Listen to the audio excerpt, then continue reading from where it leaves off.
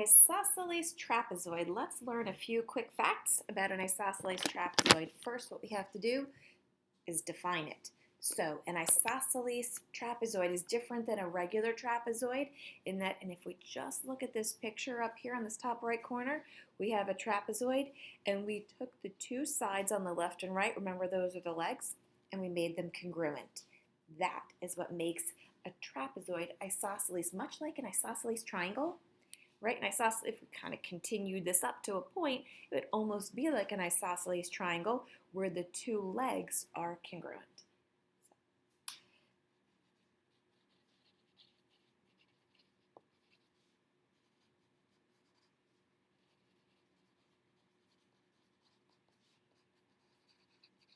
Trapezoid with congruent legs. There are properties of an isosceles trapezoid. There are three.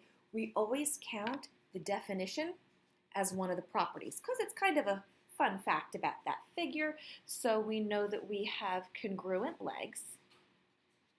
Another thing that we know about the isosceles trapezoid is that these angles down here, those are base angles. These two angles down here are congruent to each other. And these two guys up here are congruent to each other. So this is one pair of base angles along this one base. Remember, the parallel sides are the bases. And along this other base, these two are corresponding base angles, and they are congruent. So base angles are congruent. And feel free to use little symbols. Okay, so in addition to that, there's one more property, and that's about the diagonals. Because, you know, we always talk about the diagonals of our quadrilaterals. I'm going to draw one guy in this way. Here's my other guy. The diagonals are congruent.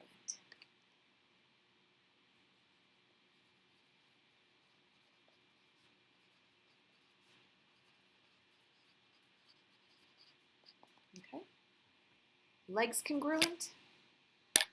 And we have the legs and the sides congruent. These diagonals crisscross. They are congruent. And these angles on the bottom are congruent to each other. The ones on the top are congruent to each other. Remember, when we go up and down on the parallel lines, these guys here add to 180. That's true about all trapezoids. Moving on. Okay, so this is what we can do. We can straight up talk about the angles. Well, if this guy is 50, go across the same parallel line. That one's 50. Remember, we just said that if you jump to the other parallel line, they are supplementary. They have to add to 180. So that's 130. And this is 130, and obviously the supplements are going to be the same. Yeah, they're equal to each other. Moving on to number 2. So now I've got this guy over here, and I want to find the height of the isosceles trapezoid. Okay, so comparing numbers 1 and 2, number 1 marked the trapezoid and the legs congruent, so I knew going in that I had an isosceles trapezoid. This one here specifically tells me I have an isosceles trapezoid, so we kind of need one of those two things to happen.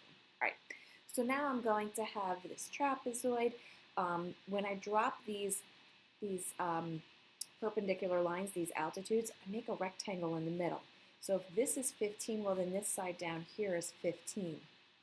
The entire thing is 27, leaving me with 12 units for the rest of this space on the left and the right. But remember, if it's isosceles, the legs are congruent, and now my trapezoid is very symmetric. So whatever's going on the left is exactly the same on the right. So these pieces down here are equal. They are congruent. The whole thing is symmetric. So if I have 12 units, I'm going to split them 6 and 6 for the left and the right sides. So now I have, there it is, a right triangle here. My laundry's done. So now I have a right triangle here. Down here I have 6, and I don't know what my height is, and that's what they're asking me for, and this is 10. So if you've been paying attention, maybe you memorize your Pythagorean triples. And if you didn't, no biggie, because you can always just call that an h, and you can do 6 squared plus h squared is equal to 10 squared. Some of us already remember that h is equal to 8. Okay. It's a 3, 4, 5 multiple of 2. So your height is 8. Moving on to number 3. Okay. So one thing to also know about these properties for a trapezoid, now that we did a couple examples, I'm going to jump back up here, reminding you of our properties. Legs congruent, definition. The base angles are congruent to each other, both pairs, and the diagonals are congruent. All of these are also ways to prove that you have an isosceles trapezoid. Meaning, if you have an isosceles trapezoid, you know all these things are true. If you have a trapezoid and any of these 3 things is true, then it means that it's isosceles. If you have a plain old trapezoid and then you see the diagonals are congruent, it's isosceles.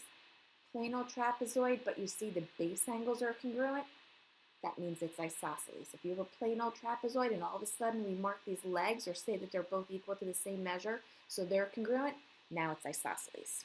Okay. So going down here, we want to know if we have enough information in 3 and 4 to prove that we have isosceles trapezoids. I'm sorry if I ever said triangle in this. I'm feeling like I may have, but these are all trapezoids. Okay.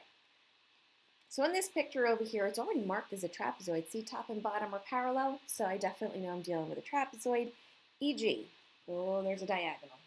So E.g. here is equal to F.H. Oh. Is that enough to say that we have an isosceles trapezoid? Well, yes, it is, because all we have to know is that the diagonals are congruent. Yes, diagonals are congruent. My little congruent symbol. Number 4, our last one, I recopied the picture because I wanted the picture without the diagonal. HEF. HEF is 70, and FGH is 110, so I wrote those in. Is this enough to say that we have an isosceles trapezoid? Well, let's see. I do know I have a trapezoid. And remember what we said about trapezoids. As I go from one parallel line to the other, these angles are supplementary. So if that's 110 from 180, that leaves me with 70. I'm going to do the same over here, top and bottom. I'm going to jump top and bottom here, and if that's 70, this is 110. And now that I have all of my angles, I do notice that my base angles happen to be congruent. So yes, because the base angles are congruent. So we do have isosceles trapezoids for both of those.